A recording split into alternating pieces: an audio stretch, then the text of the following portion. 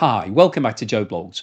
In today's episode, I want to provide you with another update as to what's happening with Lukoil's overseas assets as a result of the direct sanctions that were applied against the company towards the end of October by the USA. Now, if you've been following this story, you'll know that Lukoil is the second largest oil company in Russia. It's the largest private company in Russia.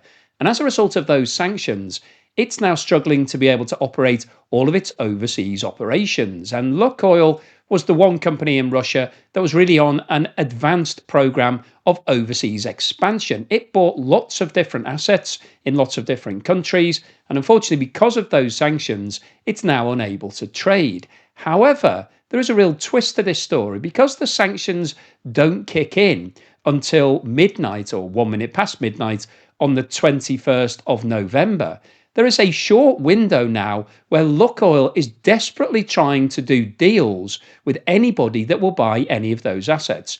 Now, if you've been following the channel, you'll know that I recently reported on the fact that Gunvor, which was officially a Swiss company being run by a Swedish national. He was the chief executive. However, it did have long-standing historical links to Russia because one of Vladimir Putin's close friends and oligarchs was one of the founders of that business. He exited back in 2014 as a result of sanctions that were being applied against him following Russia's invasion of Crimea. But Gunvor had struck a deal to buy all of the assets overseas from Lukoil for $22 billion. However, the USA vetoed that deal. They came out and said that Gunvor was basically a puppet of the Kremlin. That was their official quote in their X posting, and that there was no way that the transaction would be able to complete. So Gunvor then withdrew its offer. And as a result of that withdrawal, we're now seeing lots of other deals being talked about. Many parties are interested in trying to buy these assets because in the oil industry, it's quite rare for somebody to sell an oil refinery or an oil field of these sort of nature of assets that Lukoil owns. So this is highly valuable. And all of these bidders know that they can get these assets at a complete knockdown price because Lukoil has zero negotiating position at the moment. If anybody places a bid, it's better than the assets being nationalized. So lots of big oil companies are currently trying to pull together deals. But the problem that they've got is, firstly, they've got around about a week to do it, which obviously is not the way the oil industry normally operates. If you're talking about a huge acquisition for hundreds of billions of dollars worth of assets, then normally you would spend a long period of time, months, possibly even longer, putting together the deal, analyzing all the cash flows, looking at the reserves,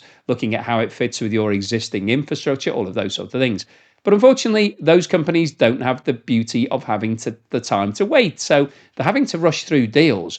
But also there's the other complicated factor of the fact that Lukoil being sanctioned on the 21st of November means that it's unable to trade. You can't make any payments. You can't receive any payments from Lukoil. So you can't strike the normal sort of contract that you would, whereby there would be an upfront payment. Maybe there would be some sort of workout payment whereby if it's proven that it has certain assets or reserves or profitability, then you make further payments. You have some sort of liabilities, obligations, things that Lukoil would need to do to effect the transfer. None of that can actually be done because Lukoil will be a sanctioned entity, and dealing with a sanctioned entity means that you also run the risk of being sanctioned. So this is a very unusual situation. But as I said, these assets are highly valuable and highly desirable. So lots of companies are now running around trying to put deals together, and the countdown is definitely on.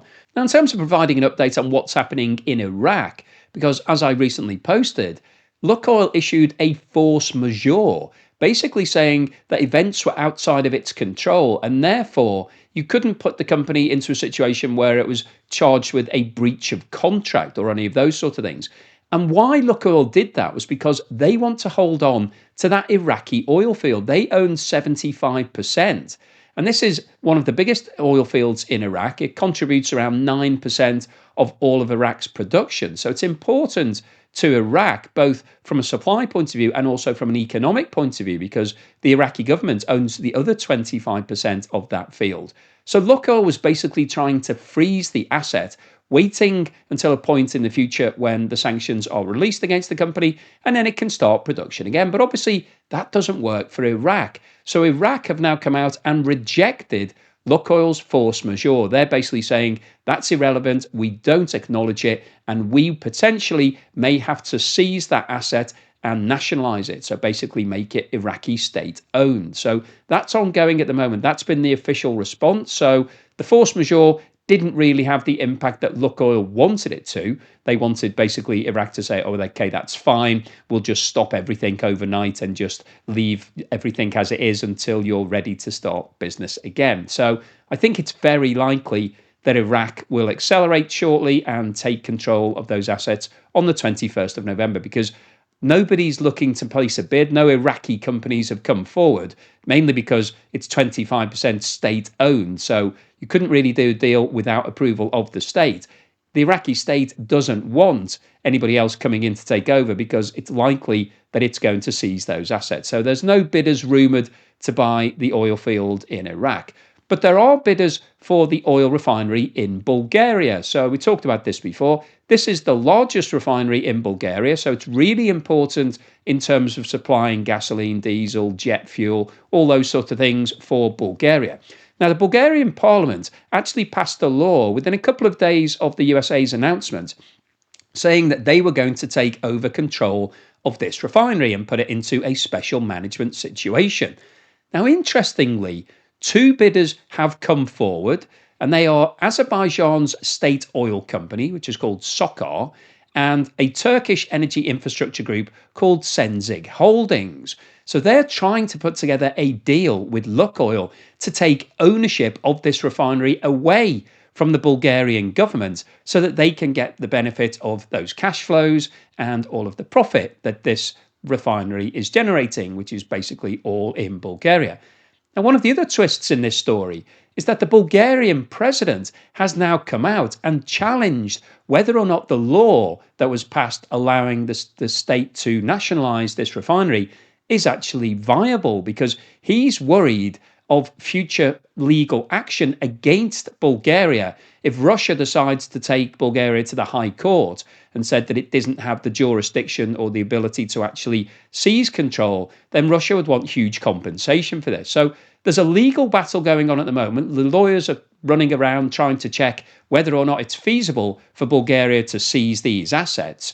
And we've also got two bidders who have now come forward who are trying to buy the assets. So there's a lot going on, and obviously they've only got until the 20th of November to work something out. At the moment, Lukoil is still operating those assets because the sanctions don't officially kick in until the 21st. So Lukoil can continue trading right now, but obviously the time is running out. So it'll be interesting to see what happens. But even if a sale does go through, even if Lukoil strikes a deal with SOCAR or Senzig, well, there's always the chance that the USA comes out and says, we're vetoing that, in the same way as they did with the other deal where they basically said Gunvor was not allowed to buy the assets because it's a puppet of the state. The USA could come out and say, we don't want Azerbaijan or Turkey or, in fact, anybody buying these assets. I don't think when the sanctions were announced, the USA was expecting deals to be struck within a matter of days to sell assets that are worth billions of dollars. But that's what's trying to happen at the moment. But even if a deal was struck, even if the USA does allow it to go through, the money won't actually go to Lukoil because Lukoil will be sanctioned, and so it will have to be frozen. So I don't think it will see the benefit of those sales. Now, in terms of other assets that are currently in discussions, well, in Ghana and Nigeria, Russia has some deep water interests. So it's got some oil fields that it has a share in. And it's reported that Shell, the big international company, officially UK/Dutch based, is exploring a bid to buy all of these African assets. Now, no numbers have been put forward yet, and Shell is obviously trying to put together a deal.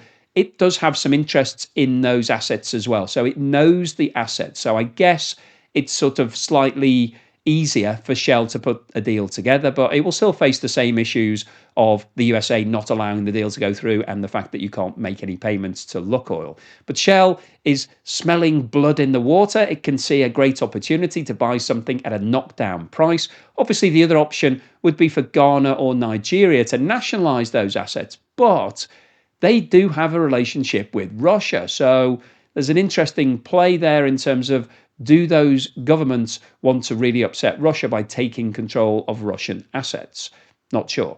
In terms of its other African assets, Lukoil also has interests in Egypt. It's got 3 major concessions there, as well as Congo and Cameroon. So lots of oil companies are currently running around trying to put together deals, but I would be surprised if any of those deals actually happen. It's also got some interests in Mexico, but again, I don't think anybody is going to want to buy it. Looking at assets that are closer to Russia, Moldova, where Lukoil owns the oil facilities that provide all of the jet fuel for the Moldovan airport, as well as a network of retail gasoline stations. The Moldovan government has actually put forward a proposal to Lukoil, whereby it will buy all of those assets, but there is a very strict deadline on that within the next few days. And if Russia can't actually adhere to all of the terms and conditions of the offer, then Moldova has said that it will forcibly take control of these assets and basically nationalize them, because if it doesn't, then basically Moldova won't have any flights coming in or out because it won't be able to refuel any of the aircraft. So I think the most likely option here is that Moldova will nationalize. I think they're offering a deal to Russia really for cosmetic purposes, just to show that it was willing to do a deal. But realistically, I don't think that deal will be able to be completed. And in Kazakhstan, Lukoil owns a major stake in one of the biggest gas fields. It's actually alongside other companies such as Eni, Shell, and Chevron. Now, the Kazakhstan state oil company has made an offer to buy that stake, but I think the situation is similar to Moldova, that it's unlikely that that deal could be agreed within the next few days. And so I think Kazakhstan will nationalize that asset, but it will need the consent of the other international partners, which I would imagine they would hand over quite readily. Now, looking at the issue of nationalization and how it would work, I thought it was worth mentioning that ROSNEFT, the largest oil company in Russia, at the start of the invasion of Ukraine, it actually operated some major assets in Germany. It had a major refinery, and that refinery was seized by the German authorities. However, the ultimate ownership still lies with ROSNEFT. So the German authorities have been operating that refinery for the past 3.5 years or so, and ROSNEFT's ownership doesn't entitle them to any economic benefit, so they don't get paid any profit or any dividends or anything of that nature.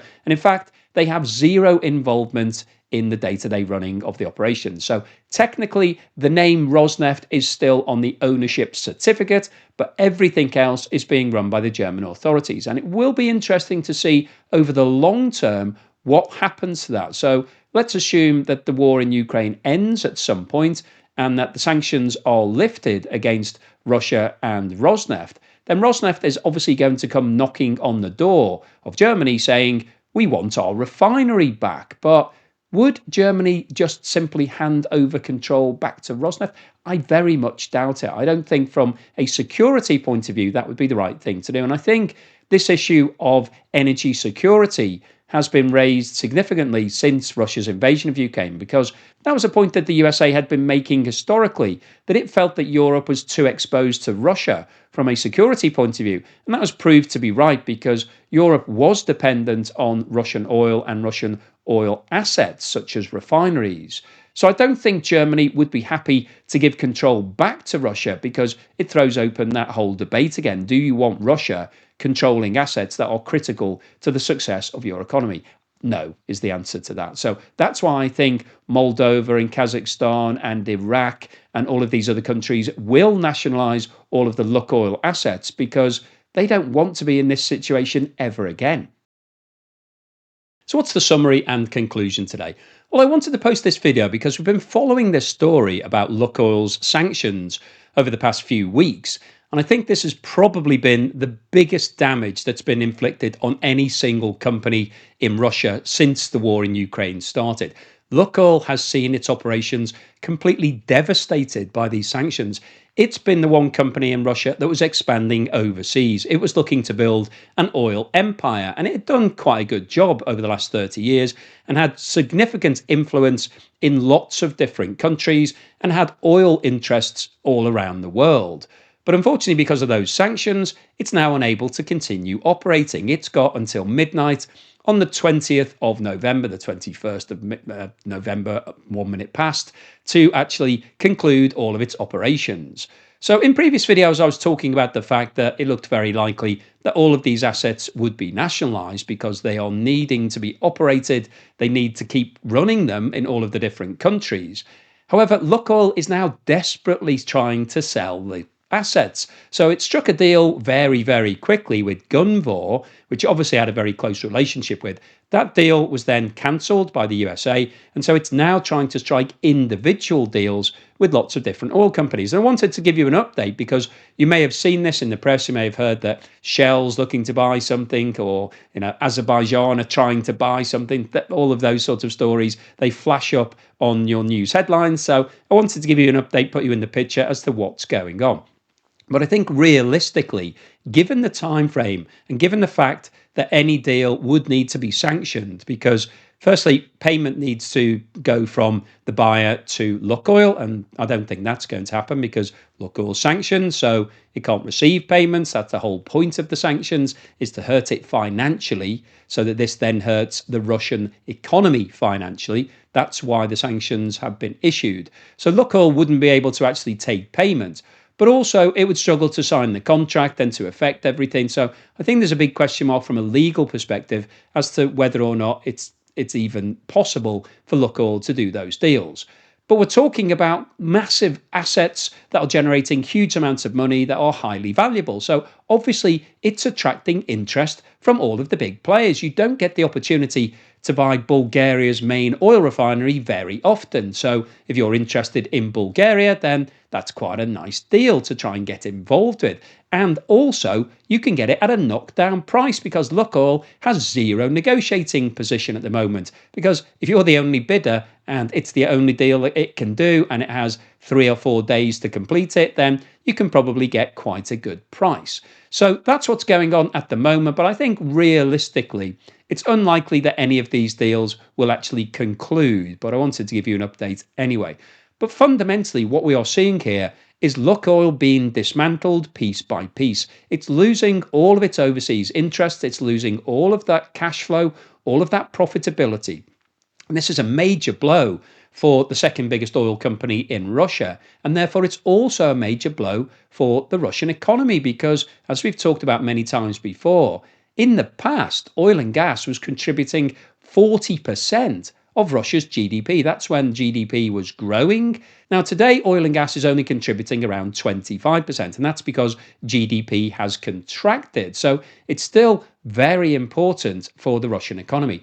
And when companies like Lukoil are sanctioned, then clearly it will see a reduction in turnover, reduction in profitability. It will pay less tax. Therefore, it will contribute less to the Russian economy. And so GDP will contract. And let's not forget that ROSNEFT, the biggest oil company, has also been sanctioned. So it's suffering. It's seeing losses of orders in China and India and Turkey at the moment. So all of this is really bad news for these companies and the Russian economy. But it's also bad news, I think, politically, because Russia is losing face here. It's losing its influence in the global oil markets. And as we've discussed before, one of the reasons why these companies were not sanctioned historically was because everybody was worried that it would cause a major global recession, because if we had a shortage of oil, it would push oil prices up and therefore would increase the cost of everything. It would feed through into inflation and we could see lots of economies really struggling. But now we've got an oversupply of oil. So Russia's supplies aren't as important as they were 3 years ago.